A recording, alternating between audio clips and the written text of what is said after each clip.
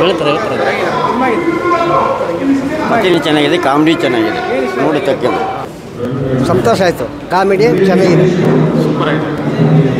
ಚೆನ್ನಾಗಿದೆ. ಸ್ಟೋರಿ ಚೆನ್ನಾಗಿದೆ, ಜಗ್ಗೇಶ್ ಅವ್ರ ಆ್ಯಕ್ಟಿಂಗ್ ಚೆನ್ನಾಗಿದೆ. ಮಠ ಸಿಂಹ ಥರನೇ ಸರ್. ಕಾಮಿಡಿ ಸೂಪರ್ ಆಗಿದೆ, ತುಂಬ ಚೆನ್ನಾಗಿದೆ ಸರ್. ಅದರಲ್ಲಿ ಜಗ್ಗೇಶ್ ಅವರು ಪೌರಾಣಿಕವಾಗಿ ಮಾಡಿದಾರಲ್ಲ ಪಾತ್ರಗಳು, ಅವೆಲ್ಲ ತುಂಬ ಇಷ್ಟ ಆಗಿದೆ ಸರ್. ತುಂಬ ಚೆನ್ನಾಗಿದೆ ಸರ್. ಚೆನ್ನಾಗಿದೆ. ಪೌರಾಣಿಕ ಒಂದು ಡೈಲಾಗ್ ಸೂಪರ್ ಫಿಲಮ್. ಈ ಕಾನ್ಸೆಪ್ಟ್ ಇಷ್ಟ ಆಯಿತು. ಕಾನ್ಸೆಪ್ಟ್ ತುಂಬ ಚೆನ್ನಾಗಿದೆ. ಫಿಲಮ್ ಕಾಮಿಡಿ ಚೆನ್ನಾಗಿದೆ. ಕತೆ ತುಂಬ ಚೆನ್ನಾಗಿದೆ, ಸಖತ್ತಾಗಿದೆ.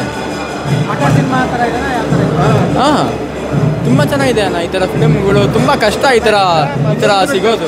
ತೋರಿಸ್ಬಿಟ್ಟಿದ್ದಾರೆ ಅವರು. ಕಾಮಿಡಿ ಚೆನ್ನಾಗಿದೆ, ಇಷ್ಟ ಚೆನ್ನಾಗಿದೆ. ಗುರುಪ್ರಸಾದ್ ಅವರ ಡೈರೆಕ್ಟ್ ಪಾತ್ರ ಇಷ್ಟ ಆಯಿತು, ಚೆನ್ನಾಗಿ ಇಷ್ಟ ಆಯಿತು. ಜಗ್ಗೇಶ್ ಅವರು ಇನ್ನೂ ಮುಂದೆ ಬರಲಿ, ಚೆನ್ನಾಗಿರಲಿ, ದಯವಿಟ್ಟು ಇನ್ನೂ ಚೆನ್ನಾಗಿ ಪಾತ್ರ ಮಾಡಲಿ ಅಂತ ಇದು ಮಾಡಿಸ್ತೀನಿ. ಕಾಮಿಡಿ ಫಿಲಮ್ ಚೆನ್ನಾಗಿದೆ. ಜಗ್ಗೇಶ್ ಸರ್ದು ಚೆನ್ನಾಗಿದೆ ಫಿಲಮ್. ಅವರು ಡೈರೆಕ್ಟ್ರು ಸೂಪರ್ ಆಗಿದೆ ಬಿಡಿ. ಫಿಲಿಮ್ ಮಾತ್ರ ಸೂಪರ್ ಆಗಿತ್ತು. ಅವ್ನು ರಾಜನ ಮನೆಗೆ ಹೋದ್ನು, ಅವ್ನ ಕೈಯಾಗ ರಾಜನ ಆಗೋಕ್ಕೆ ಅನುಮತಿ ಆಗಿಲ್ಲ.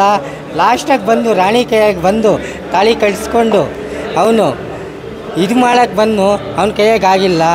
ಏನು ಹೇಳಿ, ಫಿಲಿಮ್ ಮಾತ್ರ super ಆಗಿತ್ತಣ್ಣ.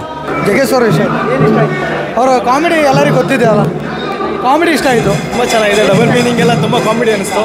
Good movie. But Kannada ಚಿತ್ರರಂಗದ ಗುಟ್ಟು ಎಷ್ಟು ಕರಾಳವಾಗಿತ್ತು ಅನ್ನೋದು ತೋರಿಸಿದ್ದಾರೆ. ಚೆನ್ನಾಗಿದೆ. ಗುರುಪ್ರಸಾದ್ ಜಗ್ಗೇಶ್ ಅವರಿಬ್ಬರು ಸೇರಿದ್ರೆ ಒಂದು ಮ್ಯಾಜಿಕ್ ಆಗ್ತಾ ಇತ್ತು. ಗುರುಪ್ರಸಾದ್ ಸರು ನಡೆದಿರೋಂಥ ಘಟನೆನ ಕತೆ ಮಾಡಿದ್ದಾರೆ, okay. But Jaggesh sir Ranganayaka ಅನ್ನೋ ಕ್ಯಾರೆಕ್ಟರ್ ತೊಗೊಂಬಂದಿರೋದು ಈಸ್ ಎ ಬೋರ್ನ್ ಆರ್ಟಿಸ್ಟ್. ಅದ್ರ ಬಗ್ಗೆ ನಾವು ಮಾತಾಡೋಂಗಿಲ್ಲ. ನಾವೊಬ್ಬ ಆರ್ಟಿಸ್ಟ್ ಆಗಿಯೂ ಅವರನ್ನು ತುಂಬ ರೆಸ್ಪೆಕ್ಟ್ ಮಾಡ್ತೀವಿ. ಬಟ್ ಈ ಸಿನಿಮಾದಲ್ಲಿ ಅದಕ್ಕೆಲ್ಲದಕ್ಕಿಂತ ಮೀರಿ ಸ್ಯಾಂಡಲ್ವುಡ್ನ ಹುಟ್ಟು ನೋಡೋದು ತುಂಬ ಇಂಪಾರ್ಟೆಂಟ್ ಅನಿಸುತ್ತೆ. ಗುರುಪ್ರಸಾದ್ ಸರ್ ಅವ್ರ ಟೈಮಿಂಗ್ಸ್ ಸಖತ್ ಇಷ್ಟ. ಬಟ್ ಇದರಲ್ಲಿ ಇಟ್ಸ್ ಅ ಡಿಫ್ರೆಂಟ್ ಥಿಂಗ್, ಅದನ್ನು ಎಕ್ಸ್ಪ್ರೆಸ್ ಮಾಡಲಿಕ್ಕಾಗಲ್ಲ.